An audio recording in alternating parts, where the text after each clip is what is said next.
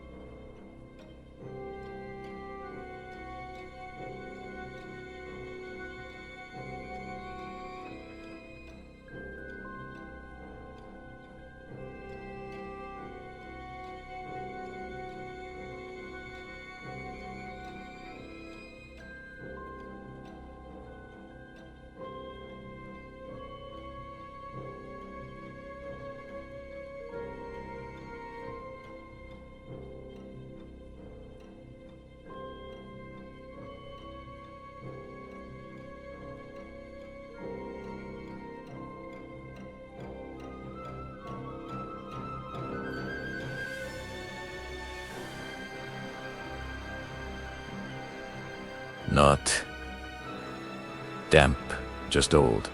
As if the house had been holding its breath for decades and didn't know how to exhale anymore. My wife squeezed my hand and whispered that it would feel like home once we fixed it up.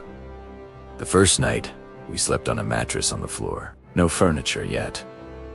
No curtains. Just us, the dark, and the sound of the wind slipping through the cracks. At exactly 3:07 a.m., I woke up to whispering. At first, I thought it was my wife talking in her sleep. Her lips weren't moving. The whispers came from the walls. Soft, layered, like multiple voices trying to speak at once, but forgetting how language worked. I held my breath, listening. When primera salte up, the whispers stopped instantly, leaving behind a silence so heavy my ears rang. The second night, the cold started. One room in particular, the old storage room near the stairs, was freezing. Not old house cold. I'm talking breath visible, skin burning cold.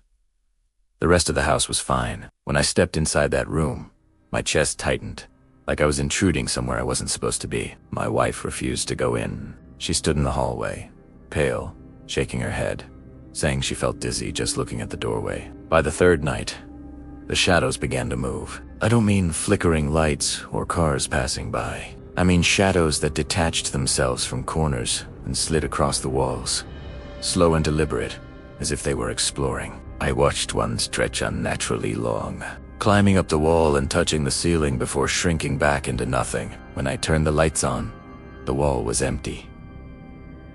Clean. Normal. We told ourselves we were stressed, overtired, adjusting.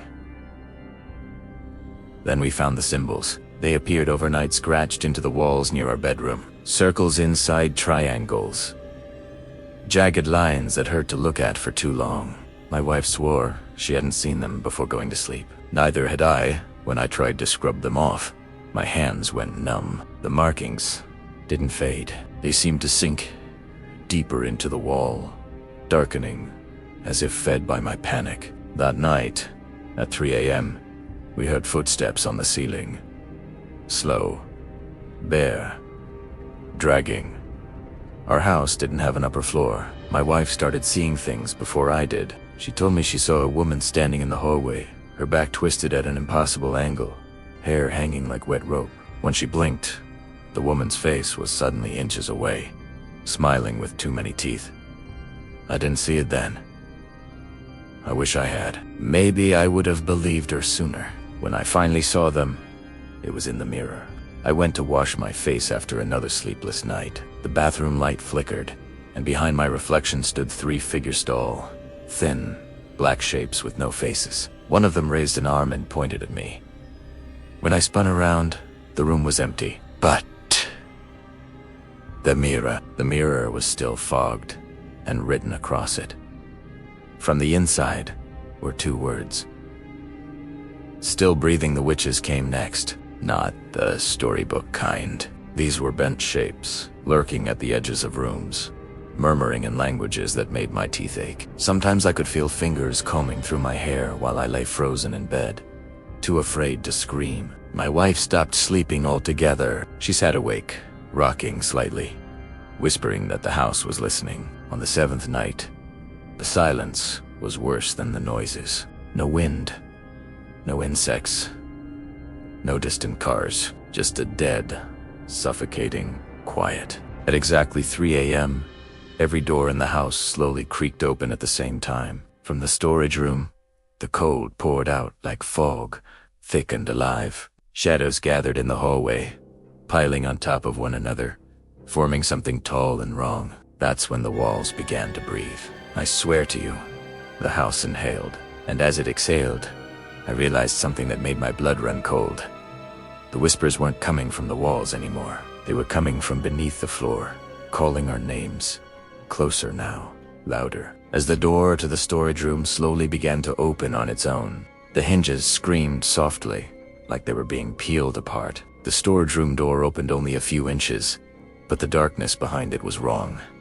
Not empty, not shadowed. It felt deep, layered, as if the room extended far beyond the walls we had measured. Cold air spilled out and wrapped around our ankles, crawling upward, stealing the warmth from our bones. My wife grabbed my arm so hard her nails broke the skin, but she didn't seem to notice. She was staring at the gap in the door, tears silently streaming down her face. "I remember this place," she whispered. That sentence hit me harder than any scream could have. Before I could ask what she meant, the whispers rose into voices clear now, unmistakably human. Dozens of them, maybe more. Some were pleading, some were angry, some were laughing softly, like children sharing a secret they knew we weren't part of. The floor beneath us vibrated, gently at first, like a distant heartbeat. Thump, thump, thump. With each pulse, the walls seemed to flex inward, slightly, as if the house was tightening its grip. From inside the storage room, something shifted. A shape unfolded itself from the dark, long limbs, bending the wrong way, joints popping weightly. As it stood, pale skin stretched too tightly over bone, its head tilted sideways, and when it spoke, it used my wife's voice. "You shouldn't have come back." I screamed then. "I won't lie to you." Pure terror ripped out of me before I could stop it. The sound echoed, swallowed instantly by the house. The thing stepped forward and bayonetted. I saw more figures pressed together, faces layered over faces, eyes open but empty. Some wore clothes from different decades. Others looked like they had been dead a very long time. The witches emerged last. They crawled along the ceiling, limbs spider-like, hair hanging downward, brushing the floor. Their mouths opened impossibly wide as they whispered in unison, a chant that made my vision blur and my stomach twist. Symbols began burning into the walls again, glowing faintly, pulsing in time with the heartbeat beneath the floor. My wife collapsed. When I knelt beside her, she looked up at me with hollow eyes and said something I will never forget. "This house doesn't kill you," she said calmly. "It keeps you." The truth came flooding back to her all at once. Memories she had buried, dreams she thought were nightmares. She had lived here as a child.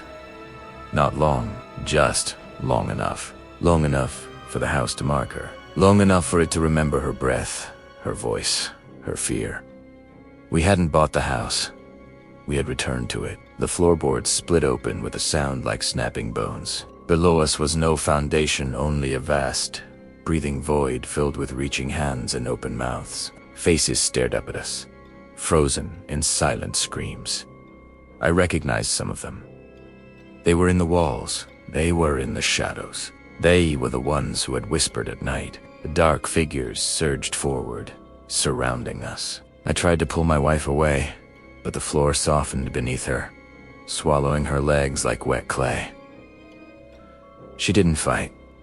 She looked relieved. "I'm so tired," she whispered as the darkness climbed her body. "It's warm down there," I begged. I screamed. I clawed at the floor until my fingers bled, but the house didn't care. The witches leaned close, their breath cold against my ears. 3 a.m. is when the house eats, they whispered. The last thing I saw before the shadows closed in was my wife smiling faintly as she disappeared beneath the floor, her eyes finally closing like someone drifting into sleep. And then the house turned its attention fully to me. The walls leaned inward. The door sealed shut. The whispers stopped, and in the crushing silence, I understood the final, horrifying truth. This house was never haunted. It was hungry. Thank you for listening to tonight's story. If you enjoyed it, please hit that like button and subscribe for more tales from the dark. Stay safe, and see you next time.